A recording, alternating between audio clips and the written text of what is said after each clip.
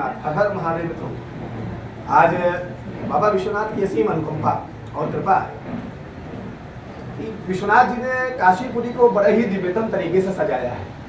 यहाँ पर एक से एक विग्रह स्थल है।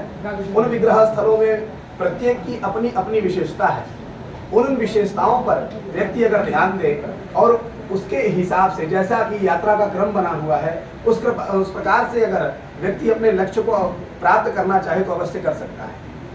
श्री विश्वनाथ जी की कृपा से भगवान श्री स्कंद जी महाराज ने अगस्त्य मुनि को जिस प्रकार का आख्यान सुनाया और उसमें उन्होंने यह वर्णन किया कि काशीपुरी क्षेत्र में चित्रघंटा देवी के सम्मुख में सन्निधान उनके सामने ही स्थिति पर जाने पर भगवान श्री चित्रगुप्त जी का स्थान है। और यह चित्रगुप्त जी का स्थान क्यों हुआ? क्योंकि भगवान भोलेनाथ ने स्वयं चित्रगुप्त को यहाँ प्रकट होकर के दर्शन दिया और दर्शन भी नहीं दिया, उनको वरदान दिया कि अब तुम जो है चित्रगुप्त के पद को प्राप्त करोगे। चित्रगुप्त कोई मात्र एक व्यक्ति नहीं है, चित्रगुप्त एक कोई मात्र देवता नहीं है, चित्रगुप्त एक पद है। ऐसे पद को तुम्हें प्राप्ति होगी, ऐसा भगवान भोलेनाथ ने उनको वरदान दिया। भगवान भोलेनाथ के वरदान से चित्रगुप्त जी को यह दायित्व तो मिला कि वह प्रत्येक प्राणियों का लेखा जोखा तैयार करते हैं और बाद में धर्मराज के सम्मुख उसको प्रस्तुत करते हैं, तब उसके ऊपर धर्मराज अपना निर्णय देते हैं।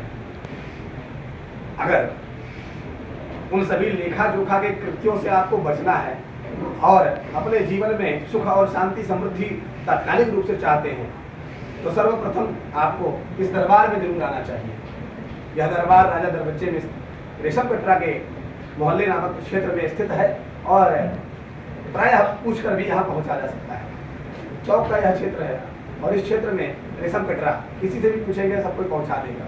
मंदिर का नाम ले ले, श्रीमान चित्रगुप्तेश्वर महादेव जी के पास जाना है। चैत्र महीने की पूर्णिमा तिथि को विशेष इनका दर्शन है।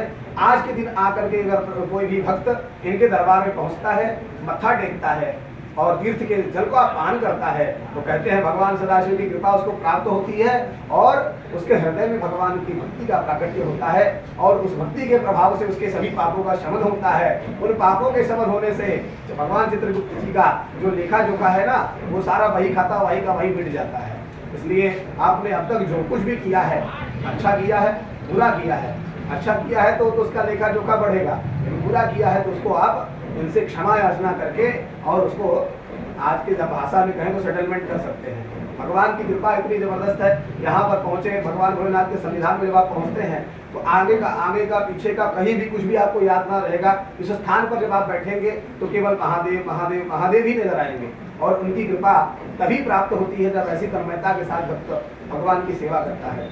तो आज चैत्र पूर्णिमा की इस पावन तिथि पर्व पर भगवान श्री चित्रगुप्तेश्वर सहित चित्रगुप्त जी भगवान का पूजन अलंकार श्रृंगार समर्चन संपन्न हुआ। समस्त काशीवासियों का, समस्त भारतवासियों का उद्भव हो, कल्याण हो और इसी सद्भावना के साथ में सत्यनारायण मिश्रा आप सभी का पुनः बार बार अभिवादन करते हुए जय जय विश्वनाथ, हर हर महादेव।